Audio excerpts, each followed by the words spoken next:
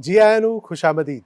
ਕਿਸਾਨ ਵੀਰੋ, ਪਸ਼ੂ ਪਾਲਣ ਨਾਲ ਜੁੜੇ ਤੁਹਾਡੇ ਸਵਾਲਾਂ ਦੇ ਹੱਲ ਲੱਭਣ ਦੀ ਫਿਰਾਕ ਵਿੱਚ ਲੱਗਿਆ ਪੀਟੀਸੀ ਨਿਊਜ਼ ਦਾ ਖਾਸ ਉਪਰਾਲਾ ਅਜ਼ੀਜ਼ ਡੇਰੀ ਫਾਰਮ ਹੈਲਪਲਾਈਨ ਸੀਜ਼ਨ 5 ਲੈ ਹਾਜ਼ਰ ਹਾਂ ਮੈਂ।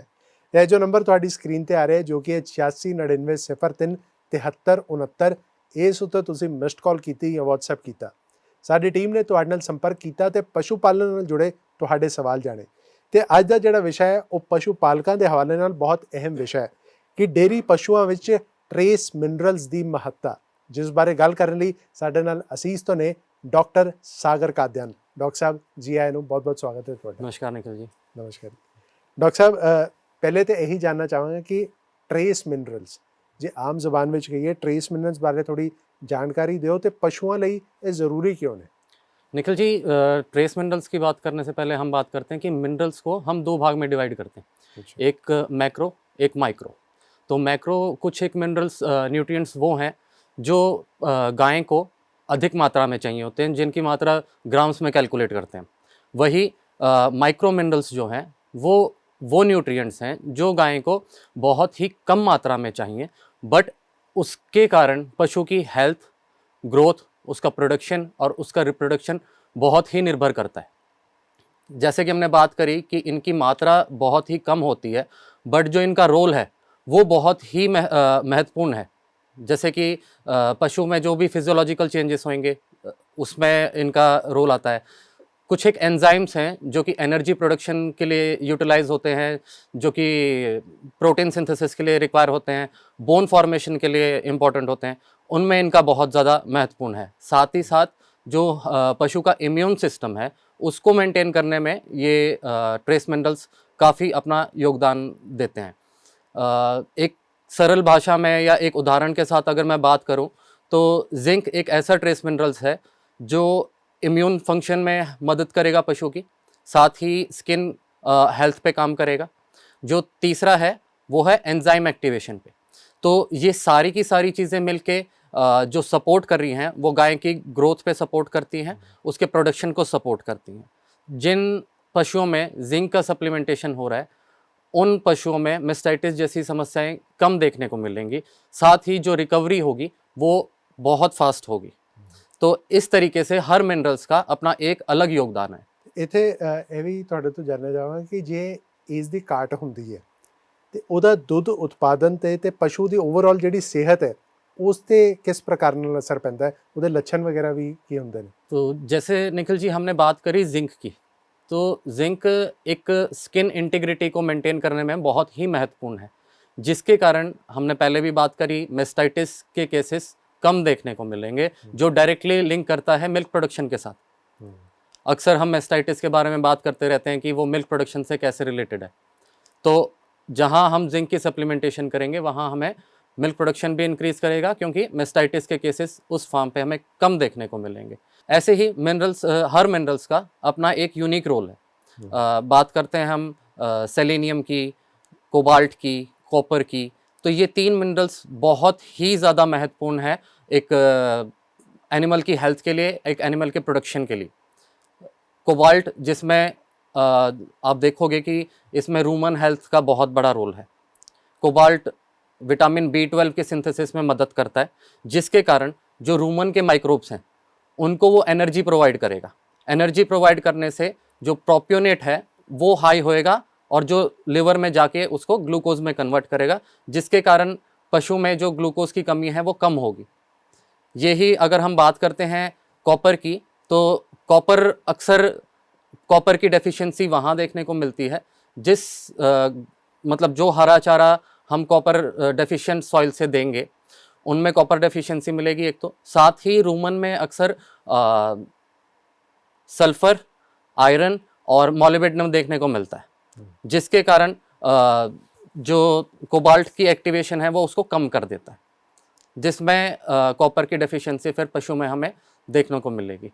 यही सेलेनियम का बहुत बड़ा योगदान है मसल्स की वीकनेस या मसल की स्ट्रेंथन करने पे। अगर सेलेनियम की डेफिशिएंसी होगी तो उन गायों में हम अक्सर देखेंगे कि उनकी मसल वीक है, वो गाय उठने में इतनी सक्षम नहीं है, जब भी बैठ के वो उठ रही होगी तो उसे कुछ ना कुछ समस्याएं हो रही होंगी। इस तरीके से हर एक मिनरल्स का अपना एक योगदान है। ਓਵਰਆਲ ਜੇ ਦੇਖਿਆ ਦੁੱਧ ਉਤਪਾਦਨ ਇਹਨਾਂ ਦੀ ਘਾਟ ਦੇ ਕਾਰਨ ਕਿੰਨਾ ਕੁ ਘਟ ਜਾਂਦਾ ਹੈ?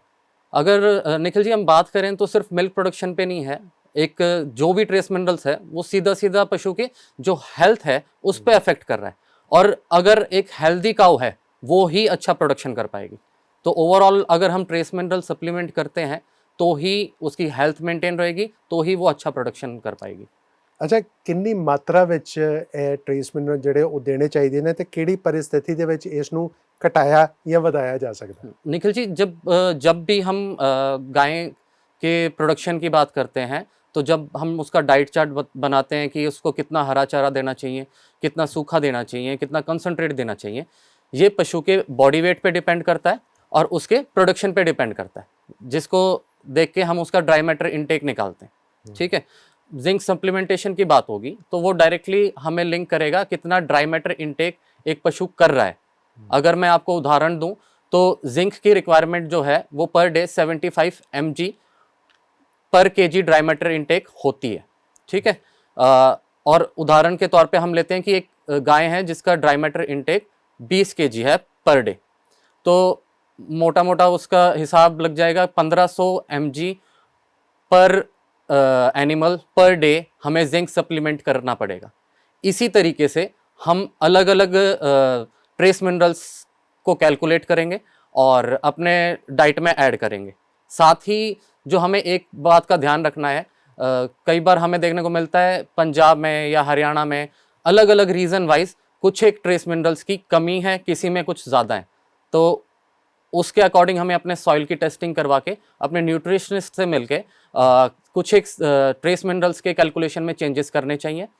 यही बात करें हम अक्सर जब एनिमल स्ट्रेस में होता है या फिर ट्रांजिशन पीरियड में होता है तो उसके मिनरल्स की रिक्वायरमेंट बढ़ जाती है, तो उस टाइम पे हम इसको सेम डोज में ना रख के हम इसको बढ़ा भी सकते हैं ताकि इसकी इम्यूनिटी मेंटेन रहे, स्ट्रेस कम से कम महसूस हो एनिमल को और प्रोडक्शन वो मेंटेन कर पाए। ਬਿਲਕੁਲ ਡਾਕਟਰ ਸਾਹਿਬ, ਬਹੁਤ ਹੀ ਵਿਸਤਾਰਪੂਰਵਕ ਤੁਸੀਂ ਜਾਣਕਾਰੀ ਦੇ ਰਹੇ ਹੋ ਤੇ ਇੱਥੇ ਖਾਸ ਤੌਰ ਤੇ ਕਿਸਾਨ ਵੀਰੋ ਵੇਖਣ ਵਾਲੀ ਗੱਲ ਇਹ ਹੈ ਕਿ ਜਦੋਂ ਤੁਸੀਂ ਇਹ ਟ੍ਰੇਸ ਮਿਨਰਲ ਦੇ ਰਹੇ ਹੋ, ਕਿਹੜੇ ਪਸ਼ੂ ਦੀ ਕਿੰਨੀ ਰਿਕੁਆਇਰਮੈਂਟ ਹੈ, ਉਸ ਲਈ ਮਾਹਿਰਾਂ ਦੀ ਸਲਾਹ ਲੈਣੀ ਜਿਹੜੀ ਹੈ ਉਹ ਬਹੁਤ ਜ਼ਿਆਦਾ ਜ਼ਰੂਰੀ ਹੋ ਜਾਂਦੀ ਹੈ, ਕਿਉਂਕਿ ਤੁਸੀਂ ਆਪਣੇ ਮੁਤਲਕ ਕੁਝ ਦੇ ਸਕਦੇ ਹੋ, ਉਹਦੇ ਨਾਲ ਫਿਰ ਇਹ ਹੋਏਗਾ ਕਿ ਪਸ਼ੂ ਨੂੰ ਨੁਕਸਾਨ ਵੀ ਜਿਹੜਾ ਹੋ ਸਕਦਾ ਹੈ। ਤੇ ਹੋਰ ਜਾਣਕਾਰੀ ਲਈ ਨੰਬਰ ਤੁਹਾਡੀ ਸਕਰੀਨ ਤੇ ਆ ਰਿਹਾ 869903 7369, ਇਸ ਉੱਤੇ ਮਿਸਡ ਕਾਲ ਕਰੋ ਜਾਂ WhatsApp ਕਰੋ, ਤੁਹਾਨੂੰ ਸਹੀ ਸਲਾਹ ਜਿਹੜੀ ਹੈ ਉਹ ਜ਼ਰੂਰ ਮਿਲੇਗੀ। ਤੇ ਇੱਥੇ ਵੇਲਾ ਡਾਕਟਰ ਸਾਹਿਬ ਇੱਕ ਛੋਟੇ ਜਿਹੇ ਬ੍ਰੇਕ ਦਾ ਹੈ, ਬ੍ਰੇਕ ਤੋਂ ਬਾਅਦ ਅਸੀਂ ਕਿਸਾਨ ਵੀਰਾਂ ਨਾਲ ਸਿੱਧਾ ਸੰਪਰਕ ਸਾਧਾਂਗੇ, ਕਾਲ ਦੇ ਜ਼ਰੀਏ ਉਹਨਾਂ ਨਾਲ ਜੁੜਾਂਗੇ ਤੇ ਉਹਨਾਂ ਦਾ ਸਵਾਲ ਵੀ ਜਾਣਾਂਗੇ। ਤੁਸੀਂ ਵੇਖਦੇ ਰਹੋ Asees dairy farm helpline season 5।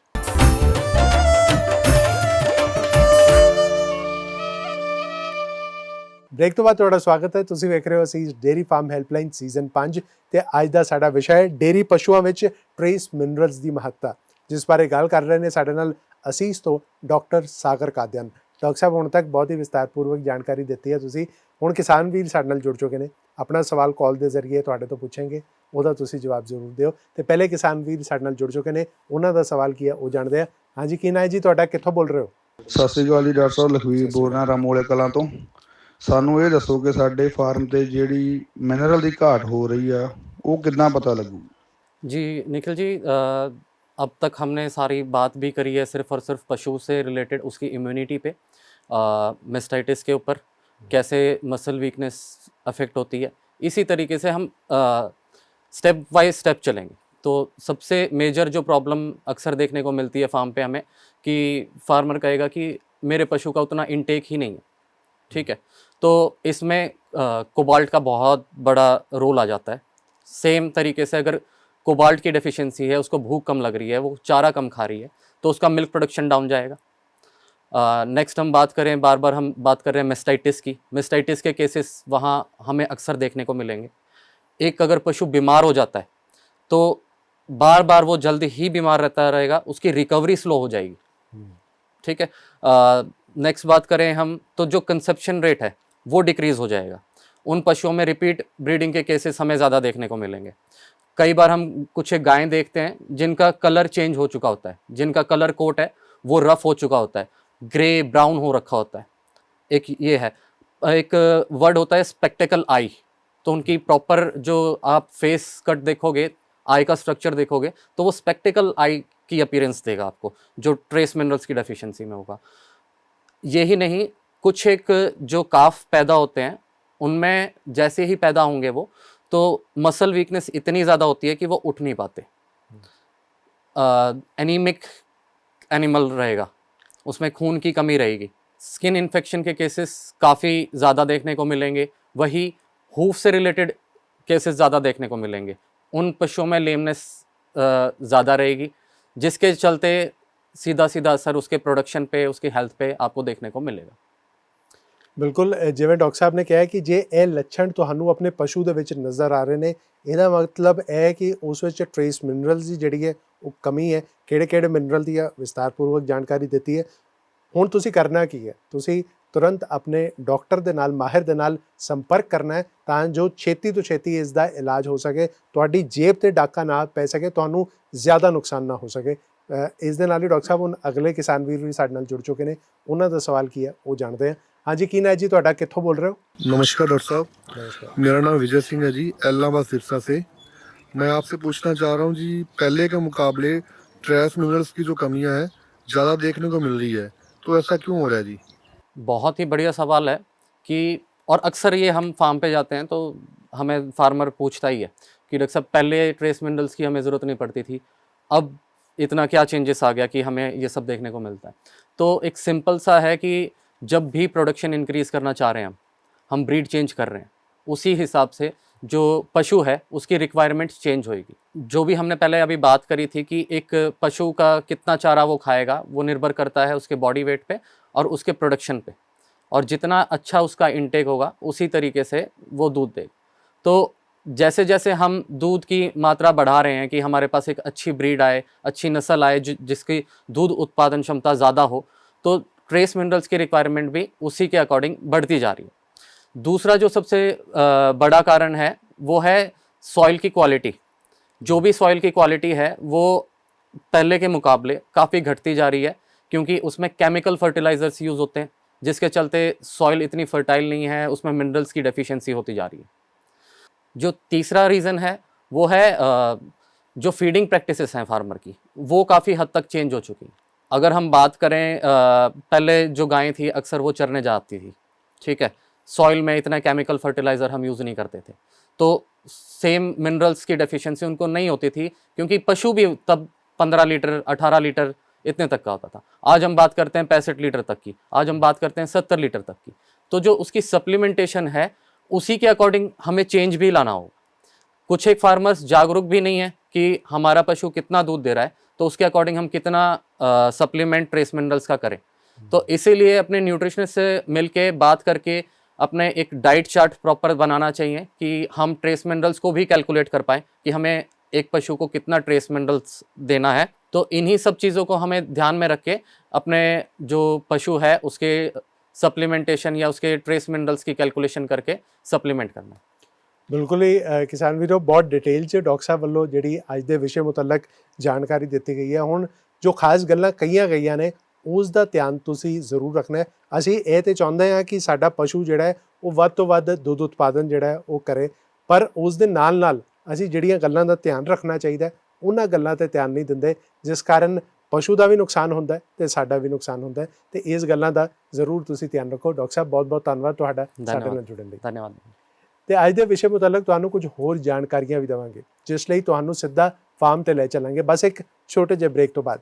ਤੁਸੀਂ ਵੇਖਦੇ ਰਹੋ Asees dairy farm helpline season 5।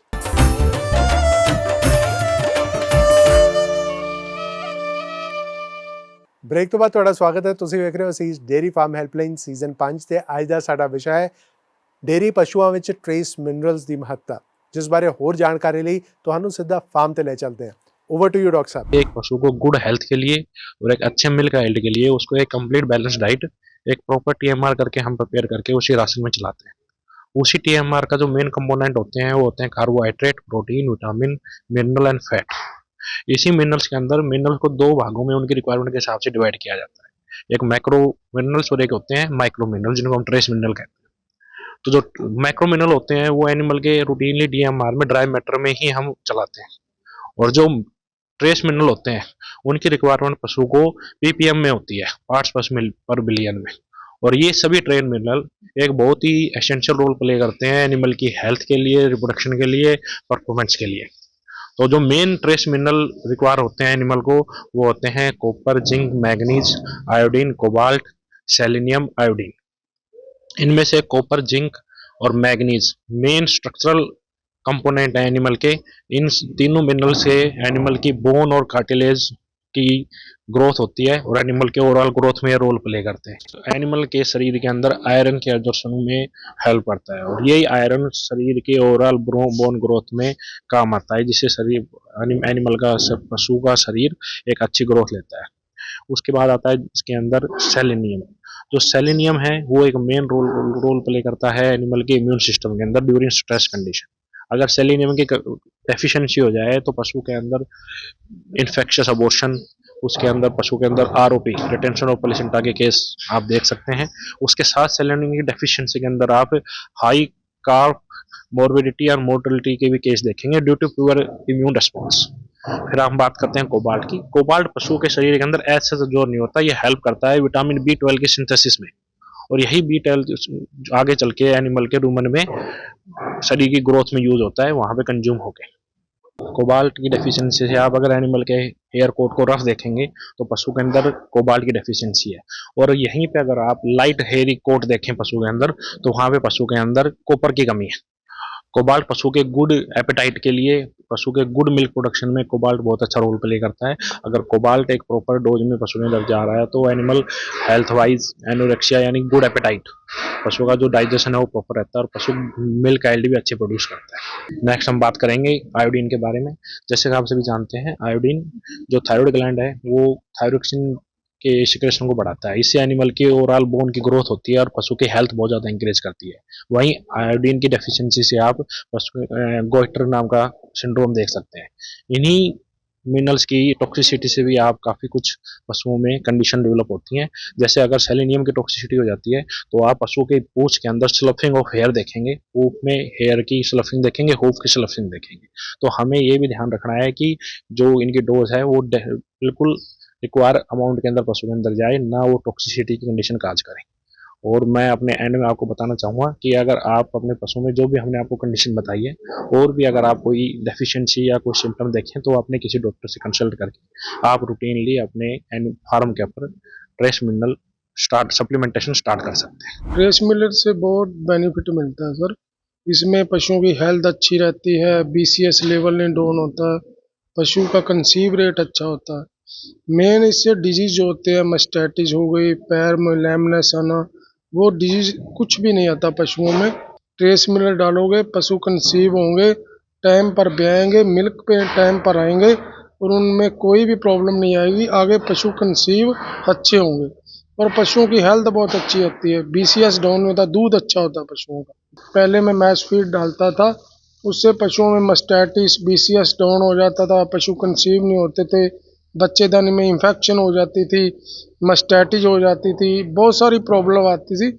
जब से मैं सीज फीड डाल रहा हूँ मेरे को कोई प्रॉब्लम नहीं आ रही। बहुत बहुत ਧੰਨਵਾਦ ਤੁਹਾਡਾ ਇਸ ਸਾਰੀ ਜਾਣਕਾਰੀ ਲਈ। ਤੇ ਇਹ ਜੋ ਨੰਬਰ ਤੁਹਾਡੀ ਸਕਰੀਨ ਤੇ ਆ ਰਿਹਾ ਜੋ ਕਿ 8699037369, ਇਸ ਉੱਤੇ ਮਿਸਡ ਕਾਲ ਕਰਨੀ ਜਾਂ WhatsApp ਕਰਨਾ ਨਾ ਭੁੱਲਿਓ। ਸਾਡੀ ਟੀਮ ਤੁਹਾਡੇ ਨਾਲ ਸੰਪਰਕ ਕਰੇਗੀ ਅਤੇ ਪਸ਼ੂ ਪਾਲਣ ਨਾਲ ਜੁੜੇ ਤੁਹਾਡੇ ਸਵਾਲ ਜਾਣੇਗੀ। ਫਿਲਹਾਲ ਆਪਣਾ ਤੇ ਆਪਣੇ ਪਸ਼ੂਆਂ ਦਾ ਚੰਗੀ ਤਰ੍ਹਾਂ ਧਿਆਨ ਰੱਖਿਓ। ਦਿਓ ਇਜਾਜ਼ਤ, ਰੱਬ ਰੱਖਾ।